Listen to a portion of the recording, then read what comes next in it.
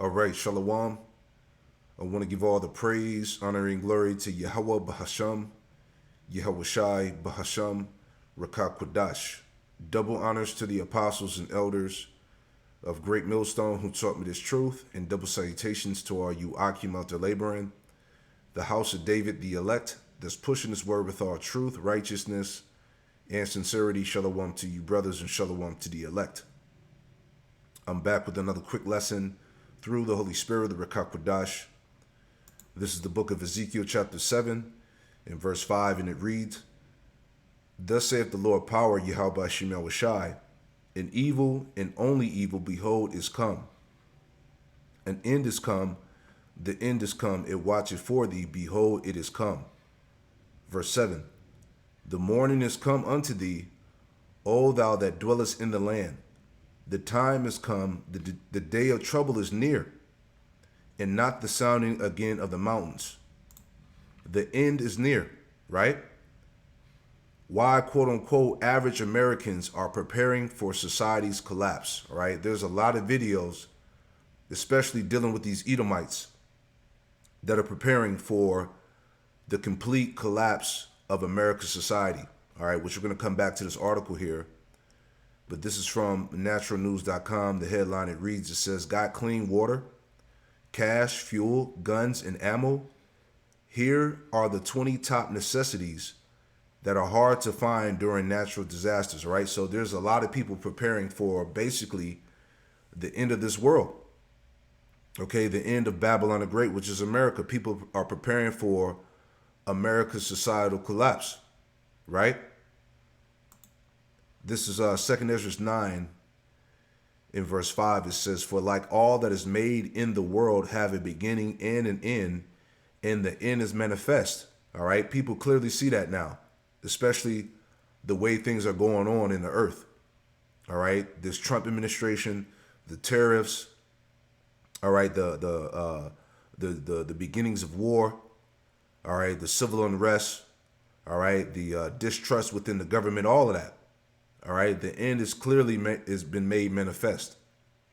Verse 6, it says, Even so the times also of the highest have plain beginnings and wonder and powerful works and endings and effects and signs. And everyone that shall be saved, and shall be able to escape by his works and by faith, whereby ye have believed, right? Verse 8, it says, shall be preserved from the said perils. All right, the perils go into what? The destruction, right? Let's pull that.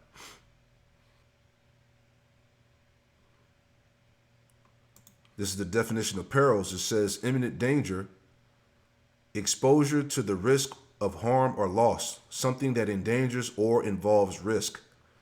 Danger, risk, hazard, jeopardy, exposure of person or property to injury, loss, or destruction. These are the perils that are coming, right?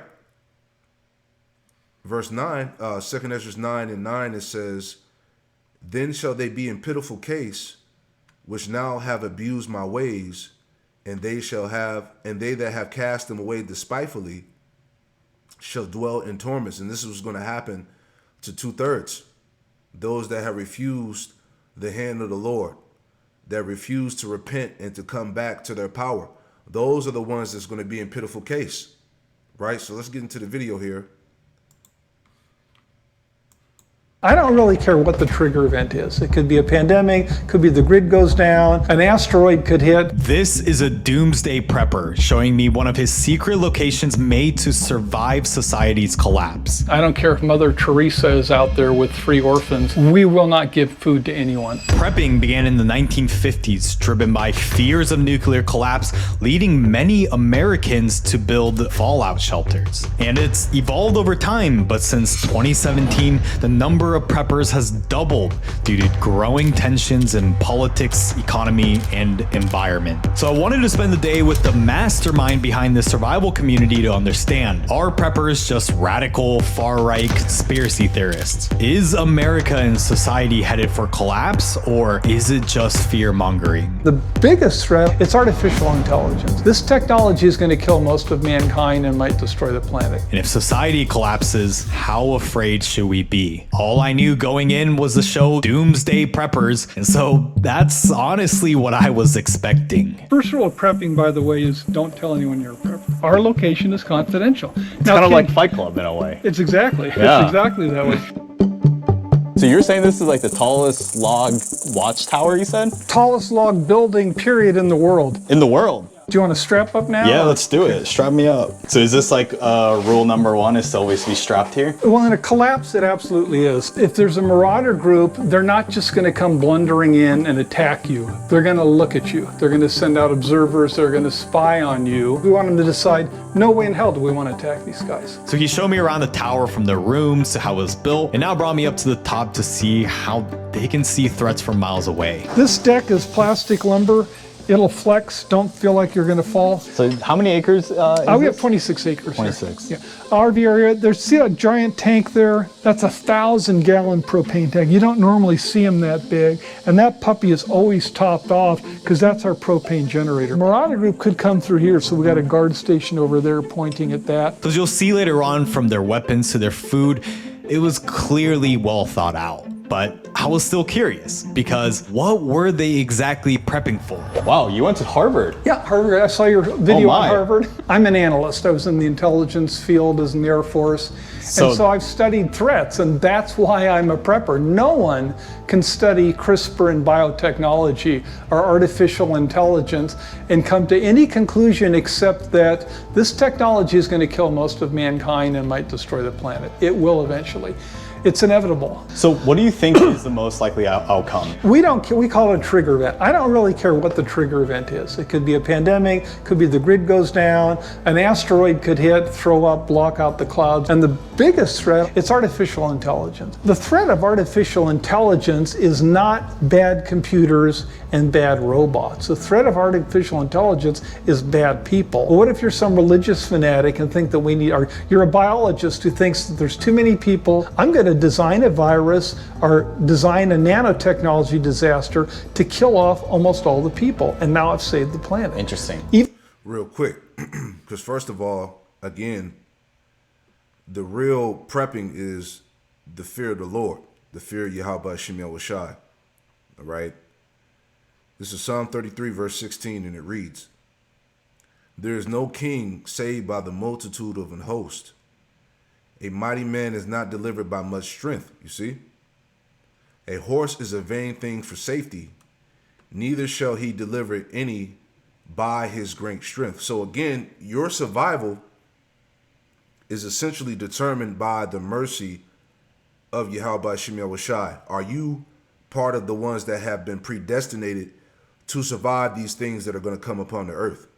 That's really what it's about. It doesn't matter how much, strength and might that you have, how much, food and water you're stocking up, how much guns and ammunition that you may have. It's all about the mercy of the Lord. All right? That's going to determine your survival. Verse 18. "Behold, the eye of the Lord, Yahweh Shem Yahushai, is upon them that fear him." You see?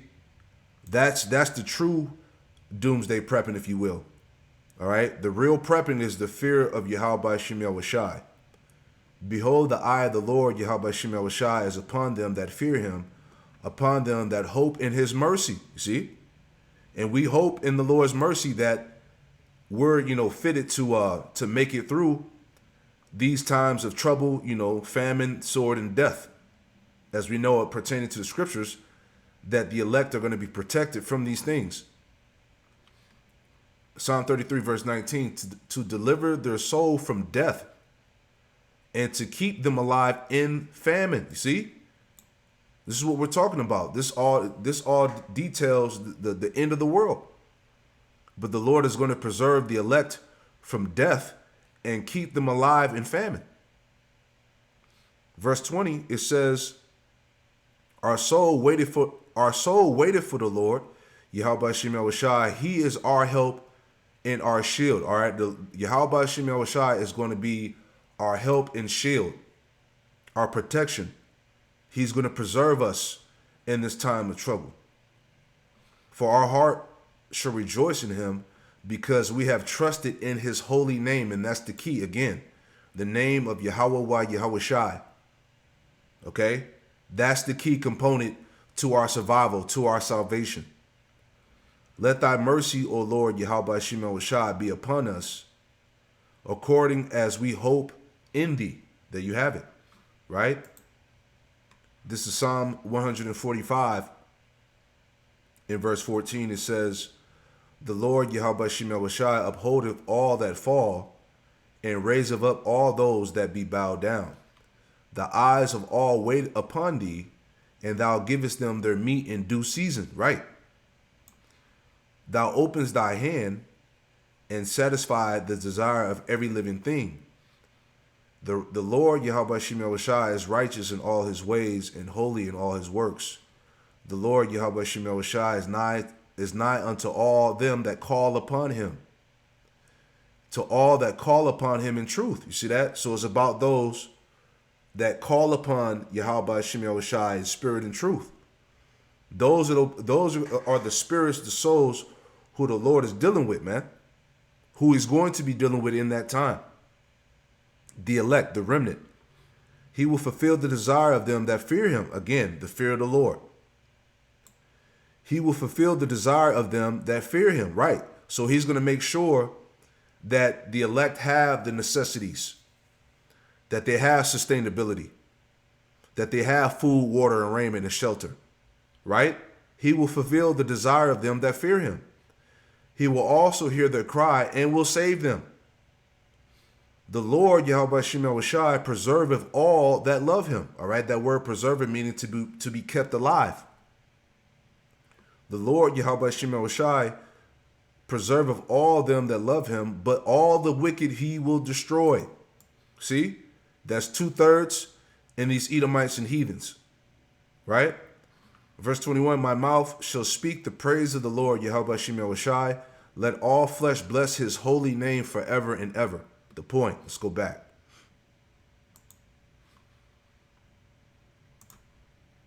Intelligence is bad people. But what if you're some religious fanatic and think that or you're a biologist who thinks that there's too many people? I'm going to design a virus or design a nanotechnology disaster to kill off almost all the people. And now I've saved the planet. Interesting. Even crappy North Korea with their crappy little nuclear force can destroy the US electric grid whenever they want. And when our grid goes down, you lose municipal water systems, the economy won't function. Everything. Our military doesn't function either. So that's how you destroy the United States, is you do an attack on our electric grid, and when that happens, it's game over. Well, preppers know that. And that's why preppers follow first world prepping is don't tell them when you're a prepper, because they don't want people to know that, hey, I got a basement full of stuff. So 14 Ranch, we are the nation's, probably the world's largest recreational and survival community, and we have both. So when you come here in good times, you vacation, but in bad times, we turn into a survival community, and our members know that. And so it remains to be seen whether this whole world-ending thing is valid and whether you and I should be doing something to prepare. Because every day we hear all these different ways in which the world is going to go to shit. Whether that's something out of our control like a pandemic or a disaster to an all-out war. You must stay at home. Riots breaking out in city after city. Vladimir Putin is not joking. Это не блеф. But what's interesting is that people with probably the most exclusive access to what's going on in the world have now started to prep. Over the last few years, tech billionaires are buying up luxury bunkers and military security to survive a societal collapse. Like Mark Zuckerberg literally just bought a $270 million private bunker in Hawaii. Is there something that Mark Zuckerberg seems to know that we don't? And it's not just him. People like Shaq, Kim Kardashian, Tom Cruise are installing private bunkers inside of their own homes, as well as tech investors like Peter Thiel are getting passports in other countries like New Zealand to build bunkers there. Got some pretty big holes in Colorado, and there's a lot of bunkers in New Zealand too that are owned by billionaires. And it's one of the reasons why I wanted to make this video, because if billionaires and preppers are becoming the same, are we the crazy ones for not preparing for the worst? Yeah, and your average American, you know, doesn't have a clue what the fuck's going on. All right, especially concerning our people. All right, you so-called Negroes, Latino, Native Americans, and Hispanics. All right, while you have the celebrities and the super rich that are carnally preparing for these, you know, doomsday scenarios, we, the hopeful elect, are preparing spiritually, right? This is Psalm 91 and verse 9, and it reads, it says, because thou hast made the Lord, Yahweh Shem Yahushai, which is my refuge, even the Most High thy habitation. Therefore shall no evil befall thee, neither shall any plague come nigh thy dwelling. So since we're preparing spiritually, all right, the Lord is going to cover us in the spirit, man. All right. He said that neither shall any plague come nigh thy dwelling. The plagues is basically going into this destruction, the famine, the pestilence, okay, the wars. Okay, there's going to be a hedge over the Lord's elect. It says, verse 11, for he shall give his angels charge over thee to keep thee in all thy ways. Right, so the angels of the Lord are going to protect us, man. All right, it tells us that in Daniel the 12th chapter, right? That time of trouble. All right, this is Daniel 12 and 1. It says, and at that time shall Michael stand up, the great prince which standeth for the children of thy people, and there should be a time of trouble, such as never was since there was a nation even to that same time. So what's coming on this world, what the Lord is about to bring upon this world is going to be unheard of. All right, it's going to be to a whole nother level. And at that time, thy people shall be delivered, which is the elect. Everyone that should be found written in the book. So again, dealing with the angel, all right, one of the Lord's top angels, Michael, all right, he's going to stand up for his people, for the elect, all right? You know, Michael, who is like the power, the point, one of the chief or the first archangel, who is described as the one who stands in time of conflict for the children of Israel. You see that? So when shit gets terrible on the earth, all right, the Lord is going to send down this top angel. But again, just referencing the point that the Lord is going to give his angels charge over thee. Let me get that in Psalm 34 as well. All right, that the elect are going to have divine protection in this terrible time. Psalm 34 and 7, it says, the angel of the Lord, Yahweh Shem Yahushai, encamp round about them that fear him. You see, like I said again, the real prepping is the fear of the Lord. That's where it starts. The angel of the Lord, Yahweh Shem Yahushai, encamp around about them that fear him and delivereth them. You see? So let's go back to Psalm 91. Psalm 91 and 11 again, it says, for he shall give his angels charge over thee to keep thee in all thy ways. They shall bear thee up in their hands, lest thou dash thy foot against the stone. Verse 13, thou shalt tread upon the lion and adder, the young lion and the dragon shall thou trample under feet, because the Lord is also going to raise up spiritual power during that time. Miracles are going to happen, as I talk about a lot, the divine intervention. All right, from the Lord, the angels coming down, things happening for the sake of the elect. Verse 14, because he hath set his love upon me, therefore I will deliver him. See, I will set him on high, because he hath known my name. He shall call upon me, and I will answer him. I will be with him in trouble. I will deliver him and honor him. You see? So the trouble is these scenarios that are getting ready to play out across the planet Earth. But the Lord is going to be there for his people, for his servants, for the elect. I will deliver him and honor him. With long life will I satisfy him and show him my salvation. Boom. Right? Let's jump to this article real quick before we go back to the video. Right? Again, This is from naturalnews.com. Got clean water, cash, fuel, guns, and ammo. Here are the 20 top necessities that are hard to find during natural disasters, right? Let's just read a little bit. All right? Because now, people are seeing that shit is definitely about to hit the fan. So everybody across the planet, in some sense, are preparing for these doomsday scenario disasters, So it says electricity loss halts fuel pumps, water treatment. It says water treatment, communications, banking, transportation, leading to shortages and chaos. So this is what happens if they cut the electricity, if they pull the plug, if there's some type of blackout. It says gas stations, mobile networks, and digital payments become unusable.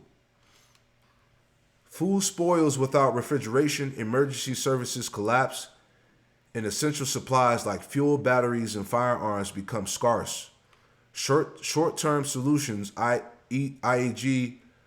propane grills, are inefficient. Excuse me.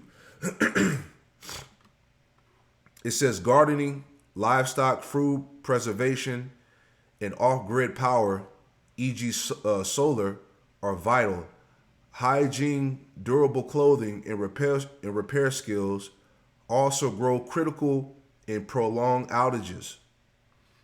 The Iberian outage exposed societal fragility. Extended disruptions would escalate breakdowns. Preparedness, stockpiling essentials, and mastering low-tech alternatives is key. Fuel, cash, water, medicine, food, batteries, and communication tools, e.g. radios, top the list. Self-reliance, seeds, chickens canning, and community cooperation replace modern conveniences.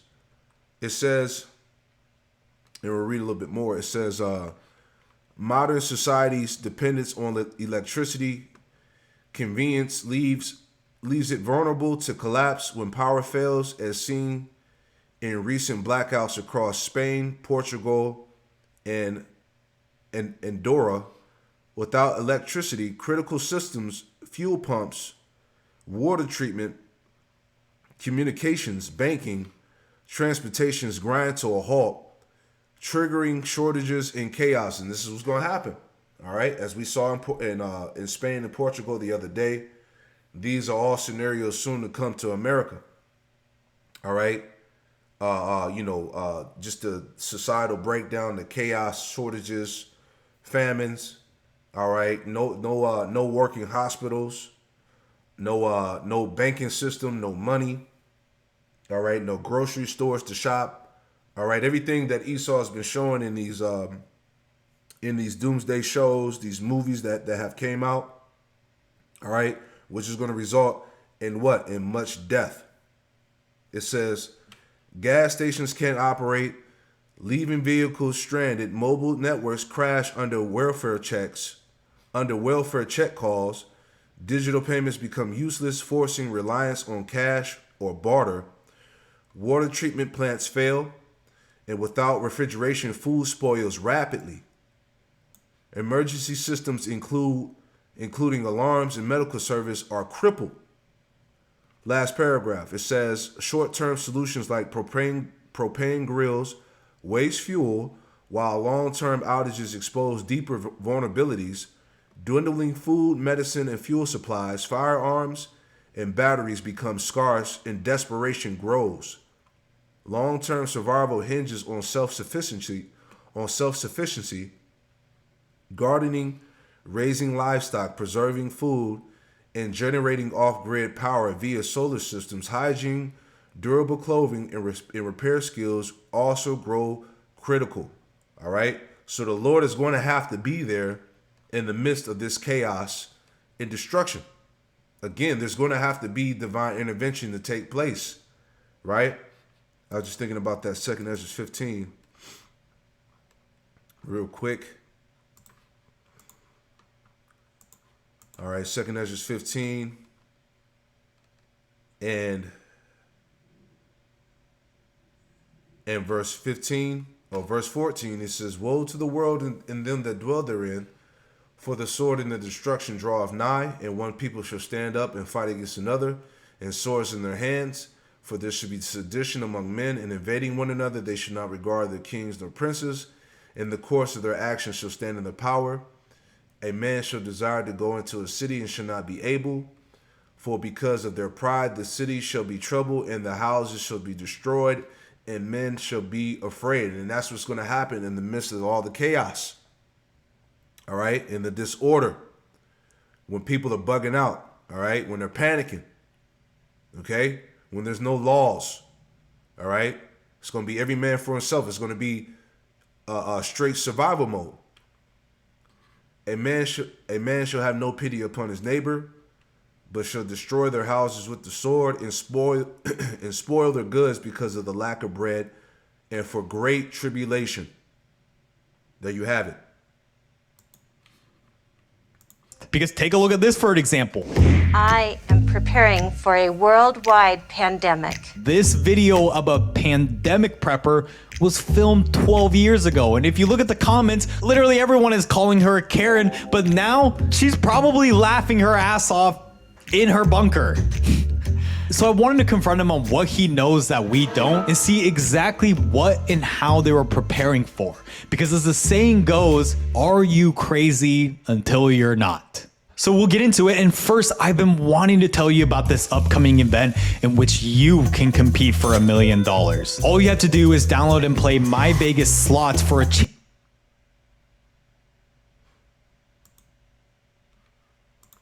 There's no air conditioning in here, but you can feel the difference when you go underground. What's your best weapon that you personally like shooting the most?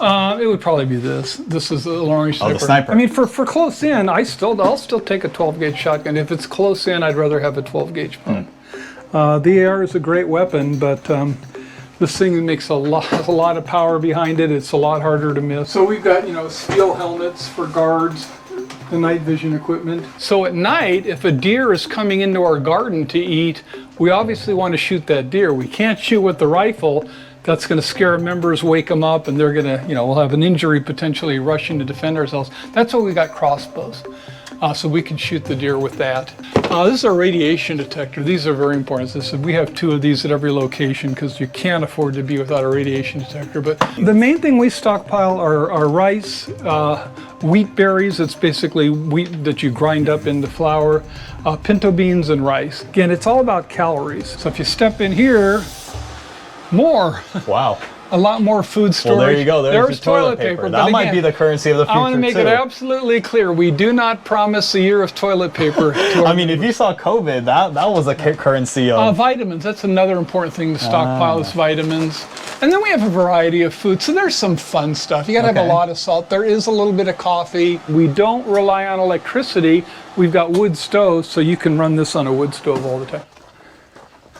Yeah, in the spiritual, a lot of these people that are doomsday prepping for the end of America or whatnot, all right, they're actually preparing, they're actually prepping for the elect, all right, because these people, they don't know the Lord. They're not going to have any protection from Yahweh Shem Yahushai when this thing's hit. So a lot of this stuff these goods that they're preparing is going to be for the elect, all right, because as scriptures say, we're going to have to be as pilgrims, all right.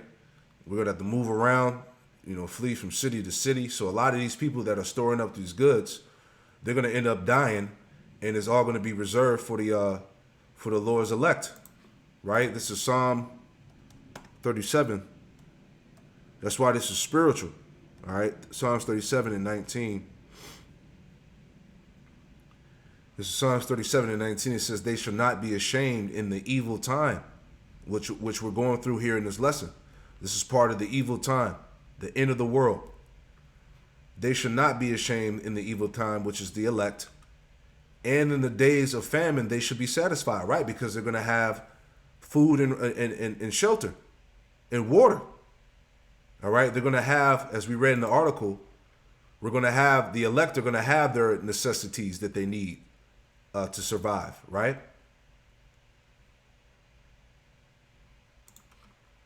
Verse 25. Psalm 37 verse 25, I have been young and now am old, yet have I not seen the righteous forsaken, nor his seed begging for bread. So again, the Lord is going to allow the remnant, the elect, to have what they need, is my point. Isaiah 65 and 13. Therefore, thus saith the Lord power, Yahweh Shemel Shai, behold, my servants shall eat, but ye shall be hungry. All right. The Lord's servants, the elect, all right, they're going to eat, but ye should be hungry. All right. You 2/3, you non-believers and mockers and scoffers out there, you're going to die terrible deaths. But behold, my servants shall drink, but ye should be thirsty. Behold, my servants shall rejoice, but ye should be ashamed. Behold, my servants shall sing for joy of heart, but ye shall cry for sorrow of heart, and shall howl for vexation of spirit. These people are going to be, you know, they're going to be in the worst case scenario, man. All right? They're not going to make it, is the point. You see? Let's play a little bit more. I'm curious. I'm sure you've gotten called this many, many times. A conspiracy theorist. Does that affect you anymore? Or did it early? No, that doesn't have anything to do with purpose. There are some people who, you know, think that, well, I'll give you one, that, you know, FEMA wants to do concentration camps. I've heard that rumor before. What is that? Like FEMA? FEMA, Federal Emergency Management Association. Some people say, oh, FEMA that wants to do concentration camps, and that's just nonsense. You know, we've got real threats to worry about. FEMA's not our enemy. They're not going to be able to help us. So remember Hurricane Katrina? Yeah.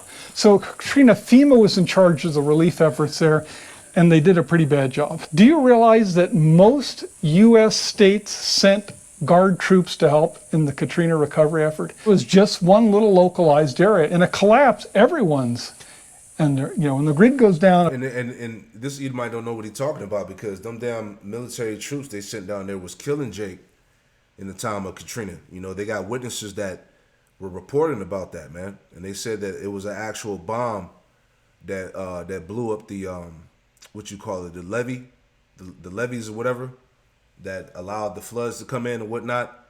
All right, there's a video that one of their brothers had posted on that. But the point is, like he said, there are FEMA camps, man. All right, so again, a lot of these Edomites, they don't really know neither.